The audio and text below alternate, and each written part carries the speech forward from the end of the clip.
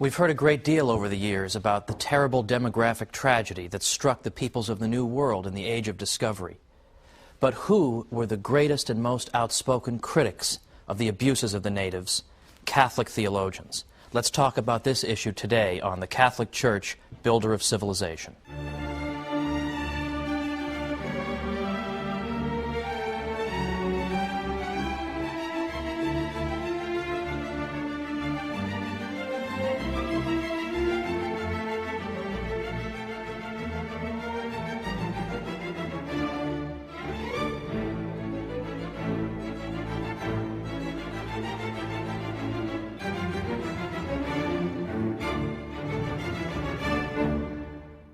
Welcome to the Catholic Church, Builder of Civilization. I'm Thomas Woods. Last week we talked about the Church and law, and for a good portion we talked about the Church's role in developing the idea of natural rights. This is a central concept in Western civilization, the idea that simply by virtue of being a human being, I possess certain rights that inhere in my very nature as a rational creature, that I have the right not to be killed, not to be expropriated, have my property taken away. I have these rights by virtue of being human. And I even cited an encyclical that I consider to be sort of recent, 1891 encyclical by Pope Leo XIII, in which he specifically said that the right to property is sacred and inviolable. So nobody can come up with some pretext for violating that. So these are important, liberating ideas in the best sense of the word. Today what we're going to talk about is the extension of this idea of rights to the whole world, and the suggestion that all the peoples of the world enjoy the same fundamental dignity because they're made in the image and likeness of God and they have that rational nature. All of us, identically, share in a dignity that demands the recognition of rights.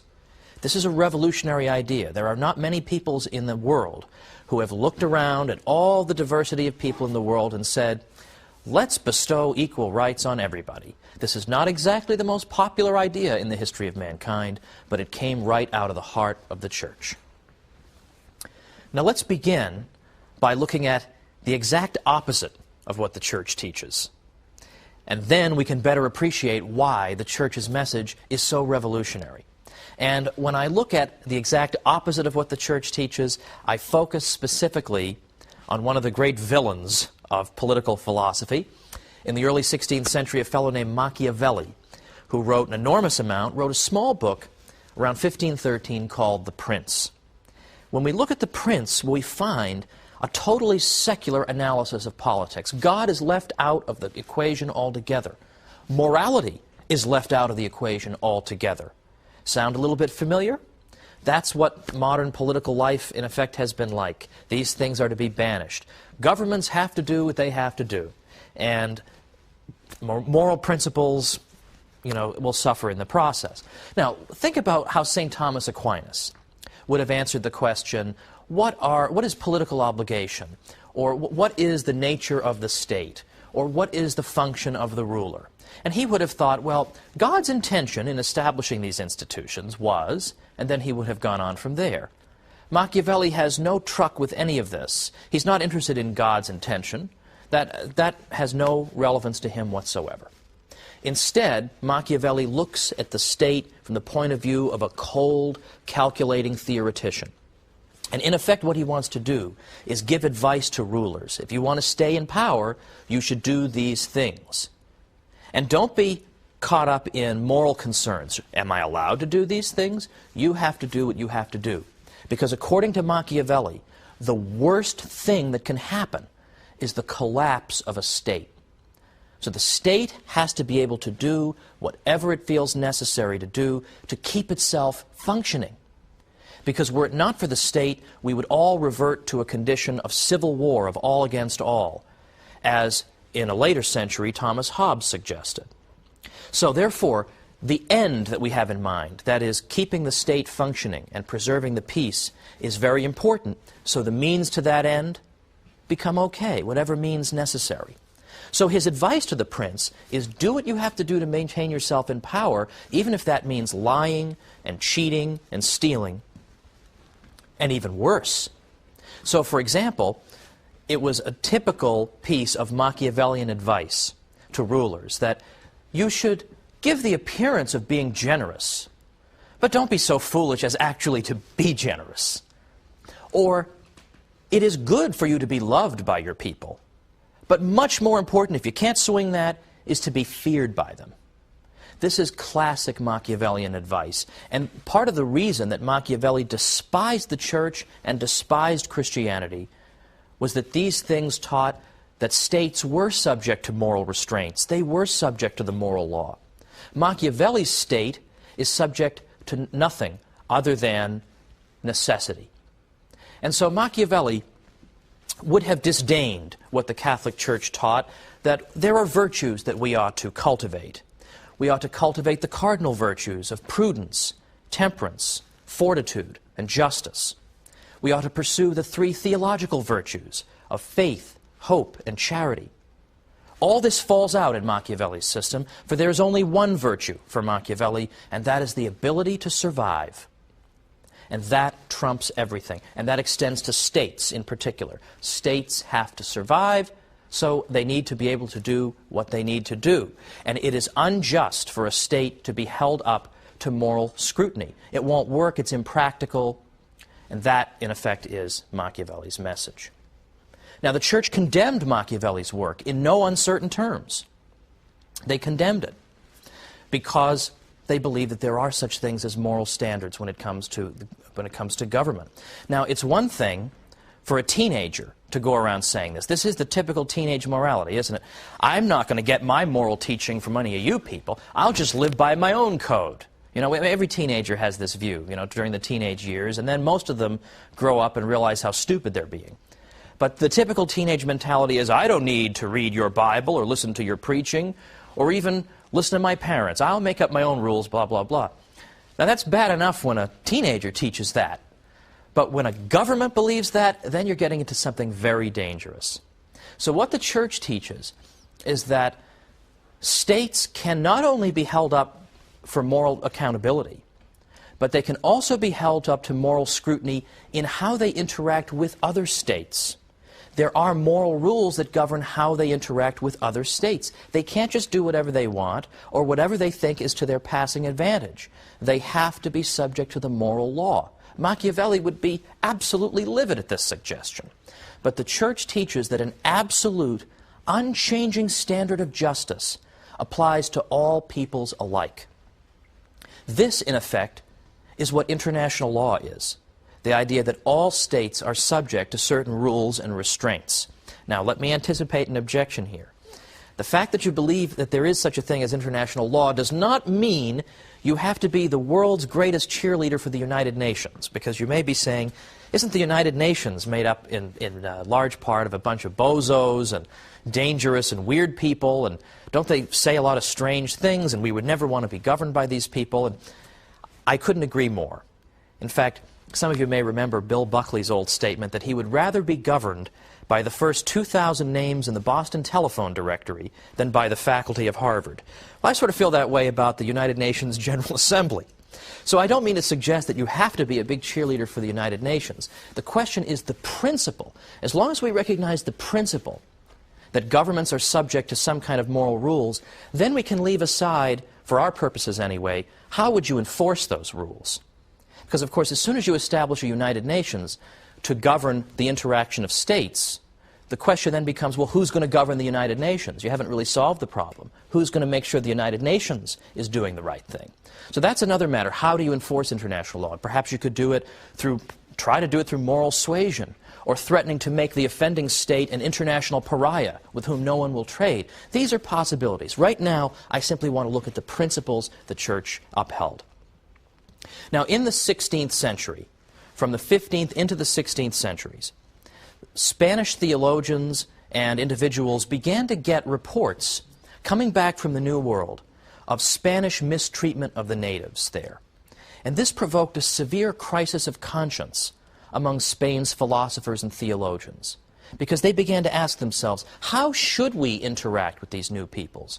Is our own government these new peoples? Is our own government upholding the moral standards in which we claim to believe? So what it did was it provoked a lot of reflection about the nature of moral obligation. And in particular, the nature of moral obligation on the international sphere. So that is to say, they began asking themselves crucial questions. How should different peoples interact with each other? How should governments interact with each other? Are there absolute rules that should be observed? Well, this interaction between Spaniards and the peoples of the New World provided an unprecedented opportunity for theologians suddenly to entertain these questions.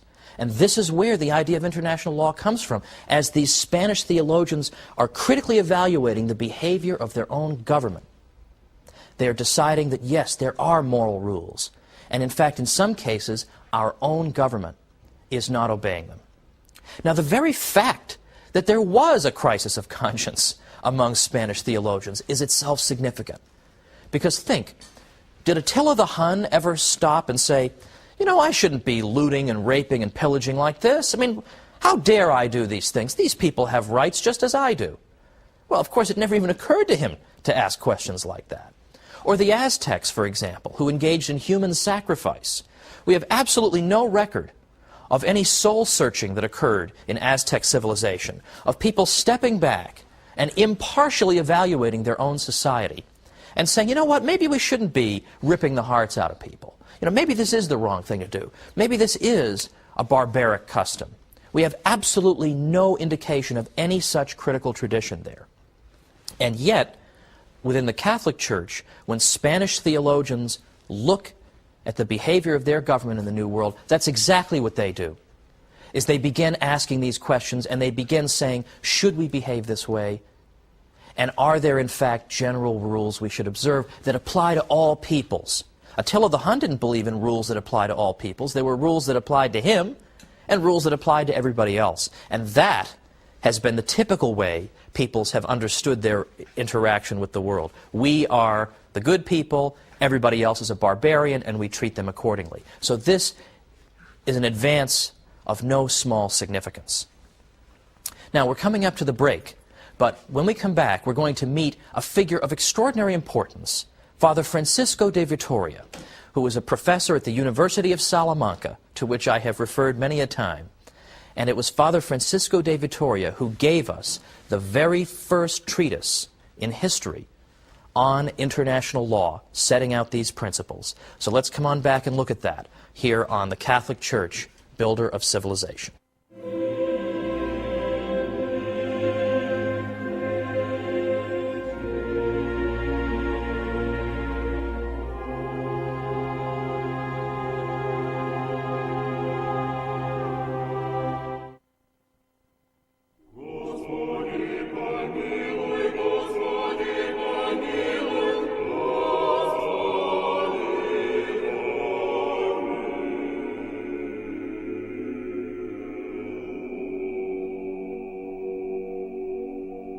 Welcome back to the Catholic Church, Builder of Civilization. I'm Thomas Woods. We're looking today at international law. Sounds like kind of a dry subject, but as you can see, it actually isn't at all.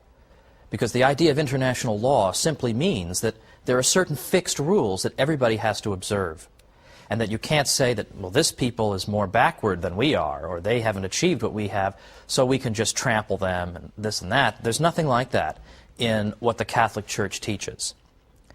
Now, just before the break, we were talking about what happened when people in Spain began to hear about some of the abuses toward the natives of the New World at the hands of some Spaniards. And so, in fact, Spanish theologians began thinking about all the implications and consequences of this. They began thinking about the questions they needed to ask. Are there rules that should govern the interaction of peoples? What are those rules? Is our own government living up to those rules? Well, Father Francisco de Vitoria, whom I mentioned immediately before the break, was a professor at the University of Salamanca. And he has sometimes been called, along with the Dutch Protestant Hugo Grotius, who came much later, the father of international law. In fact, a man named James Brown Scott, writing in the 1920s in a book called The Spanish Origin of International Law, tells us that Vitoria furnished the world of his day with its first masterpiece on the law of nations in peace as well as in war. Now, in a separate episode, we've discussed a little bit of the ins and outs of the just war theory. Now, what Vittoria was interested in was determining the treatment to which all human beings were entitled by right, by natural right, because they were human beings. And he insisted that these rights that people possessed came from their status as human beings, rather than because they were Catholics or anything else, Europeans, Spaniards. So their right not to be killed or not to be robbed. This comes to you not because, well, you're Catholic or you're of my race. It comes to you because you're a human being with a rational nature. And the exercise of these rights is the way in which you can live out your rational nature. You need to have a right to life. You need to have a right to own property in order to function in the world. So these things are natural rights. And they are rights that apply to everybody. So what this means in principle, in practice as well, is that no Catholic would argue that it's a less serious crime to kill somebody who's not baptized and a more serious crime to kill a baptized person because the baptized person is more important or something like that. Absolutely not. That is not what the Church teaches. And to the contrary, Father Domingo de Soto, who was Vittoria's colleague at the University of Salamanca, said this. He said, "Those who are in the grace of God, that is good, faithful Catholics, are not a whit better off than the sinner or the pagan in what concerns natural rights." Now again, isn't that kind of the opposite of the impression I think people have about the Church over the years? I think people have this impression that the Church would be inclined to give certain favor to those who belong to the household of faith. But to the contrary, as we see here, some of her finest thinkers in the 16th century say, if not the opposite, then they state something that is true for everybody, that all these rights are to be enjoyed equally by everybody because we all share a common human nature. And we aren't, incidentally, just a clump of cells. We are human beings with dignity, and that dignity demands these rights. Now, what does Vittoria conclude, looking at the situation of his government and the peoples of the New World? He said that the peoples of the New World, because they were human beings, just as we Spaniards are human beings, they were equal to us. They were equal to us in matters pertaining to natural rights. They owned their lands by the same principles that we Spaniards own our own. And he also argued that, and incidentally his fellow scholastics agreed with him, Domingo de Soto, Molina and others, that pagan princes ruled legitimately. That is to say, if a pagan king has committed no other crime, he can't simply be thrown out and deposed because he's a pagan. Now, that, too, I think is the opposite of what people think. People would think that the Church believes that if a ruler is non-Catholic, they can just go in and throw him out and put a Catholic there. Well, in a certain way, I mean, I bet in the United States we wish we could do that sometimes, but that's not what the Church teaches. What the Church teaches and what Vittoria teaches here is that each state has the same rights as any other, the same rights to self-government, and is under an obligation to respect the rights of others. So regardless of the religion of the ruler, if that ruler has committed no other crime, nobody has a right to just topple him for no reason other than he's a non-Catholic. You can't simply do that. Now, Vittoria and his supporters also believed that the idea of natural law existed not just among Christians, but among all peoples.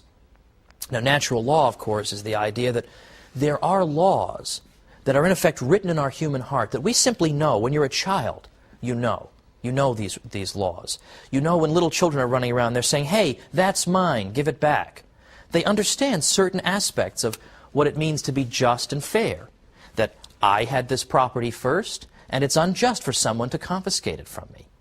And they understand perfectly well that if they take something from somebody else, they cry when you punish them, but typically they understand the punishment. They don't say, "Mom, Dad, I have a whole philosophical argument against why," that if they take something from somebody else, they cry when you punish them, but typically they understand the punishment. They don't say, "Mom, Dad, I have a whole philosophical argument against why you're punishing." They know in their heart they've done something wrong.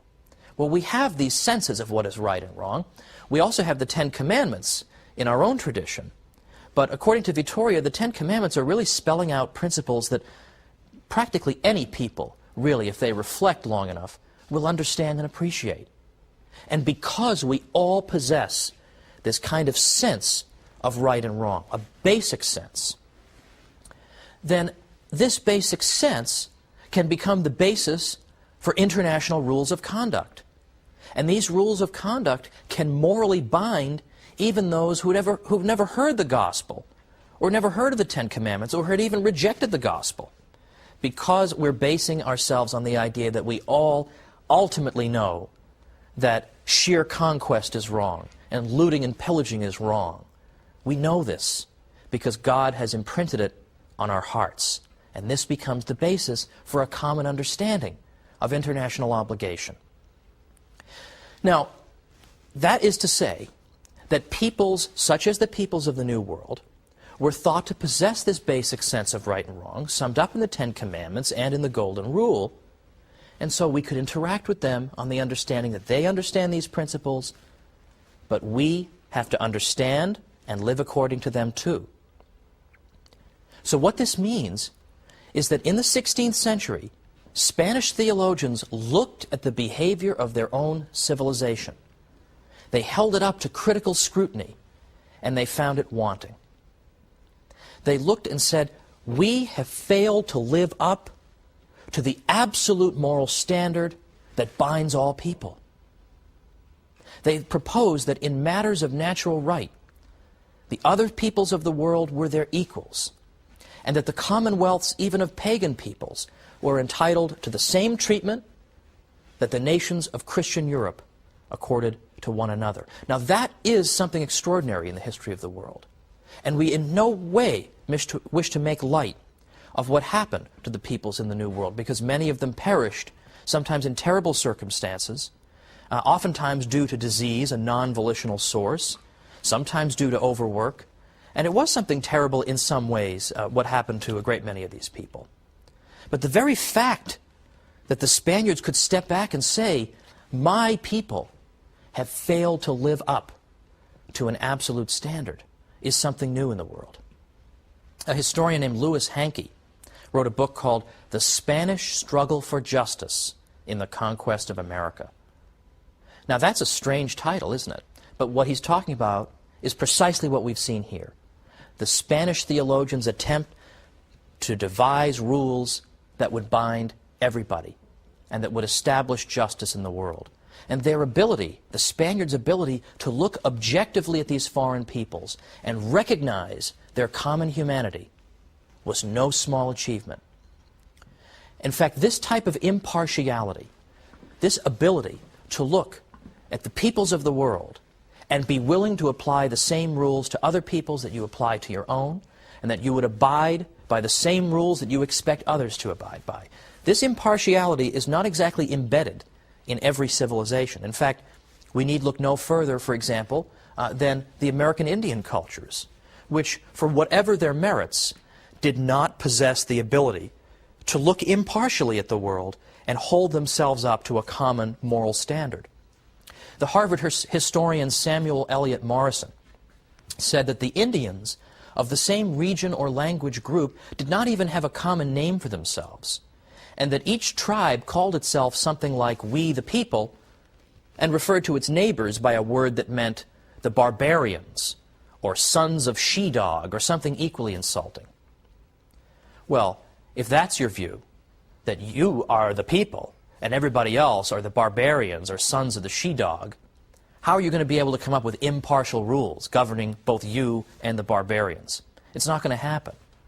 So the idea of an international order of states, some large, some small, of varying levels of civilization and refinement, operating on a principle of equality, one toward the other, this could not have found fertile ground amid that kind of narrow chauvinism, a kind of chauvinism that has been all too prevalent in the history of the world. So it's thanks to the Catholic conception of the fundamental unity of the human race that we're able to think in terms of universal principles governing all peoples.